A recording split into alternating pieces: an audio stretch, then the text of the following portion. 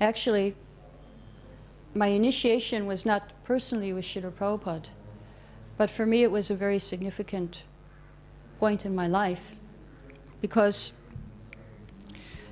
I had been a devotee for 6 months, and that was usually, at that time, you could get initiation after 6 months. So after 6 months, I went to my authority and said, okay, I want to have initiation now. I've been a devotee for 6 months. So then my authority said, no, you have to wait for your husband. He joined 2 months after you. You have to wait another 2 months. So I said, okay. I waited another 2 months. So I waited another 2 months. I asked my husband, okay, let's get initiated now. And my husband said, I'm not ready. So I said, well, I'm not waiting any longer. And so I asked my authorities. They said, okay. I wrote a letter to Srila Prabhupada. And I quoted a verse from the 2nd canto of Srimad Bhagavatam. We had maybe first and a few chapters from 2nd canto. The canto was 3rd chapter of 2nd canto. And the verse was about, if you don't get the dust of the lotus feet of the pure devotee, then you're like a dead body. So I wrote to Srila Prabhupada, I quoted this verse, and I said, if I don't get initiation from you, Srila Prabhupada, then what is the use of my life?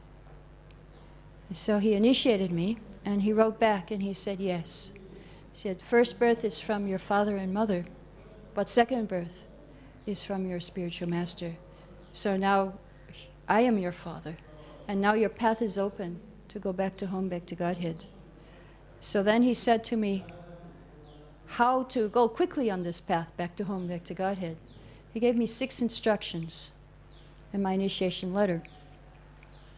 And those 6 instructions were, always chant at least 16 rounds, study all our books, go on Sankirtan, and always do deity worship, and follow strictly the regulative principles.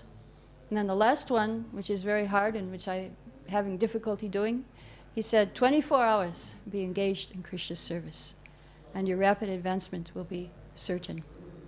Then he wrote me a second letter very shortly after that, telling me how to do all these things, with what quality. He said you should always be enthusiastic, work sincerely, and cooperate with the other devotees.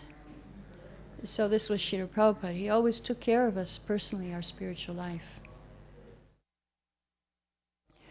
So some experiences in Calcutta Temple. I was doing Mangal Arti one day, and Srila Prabhupada came for Mangal Arti, but I didn't know it, and he was standing right behind me. The deity room was on the same level with the rest of the temple, and the only thing separating the deity room was a thin rope covered with velvet, a chain covered with velvet. So I was doing the arti to the deities, and then I turned around. I had the ghee lamp, and there was Prabhupada standing just a few inches behind me. And I didn't know what to do. Should I do arti, or should I give him the ghee lamp, or what should I do? I was just completely flustered. So then I think I did both, a combination of both. And then someone took the ghee lamp, and then the whole arti, Srila Prabhupada was standing right behind me.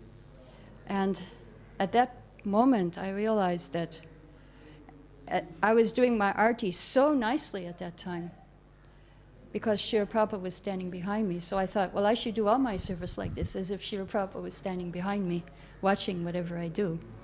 And actually, that's a fact, that Srila Prabhupada is with us, and he's watching, and he's guiding us. Even though he has left this planet, he's still with us today.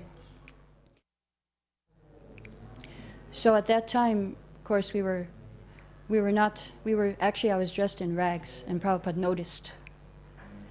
And somehow or other, I was trying to, when I was offering obeisances, I was trying to cover up the holes in my sari. So Srila Prabhupada must have noticed, because about 4 days later, one of our richest life members came up to me and he said, I'm going to take you shopping for saris. So he took me to 4 or 5 sari shops, and I could just take whatever I wanted. And ever since that day, I have no problem for saris. Srila Prabhupada knows everything. Prabhupada would speak to us about different things. And one thing I remembered he spoke to us was about the Babajis in Vrindavan. He said that be careful about the Babajis. They are called Markat Vairagya. It's just like in Vrindavan, you see there are many, many monkeys. And these monkeys have many, many wives. They may appear very renounced. They're vegetarian. They don't wear any clothes. But they have many, many wives.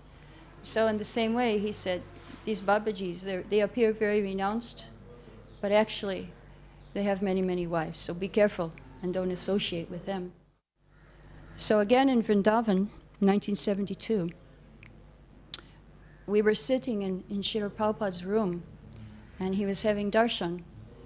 And he had some bananas at his feet. And all of a sudden, one monkey came in, and he ran in, and he grabbed the bananas, and he ran out. And Srila Prabhupada commented on that, and he said, just see how intelligent this monkey is. None of you would ever dare to do that. So that was Srila Prabhupada. He could see in everything there was a lesson. There was a lesson to be learned. So that's why it was so nice to be with Srila Prabhupada, because he was an eternal teacher. He was always teaching us about this world, about our relationship with Krishna.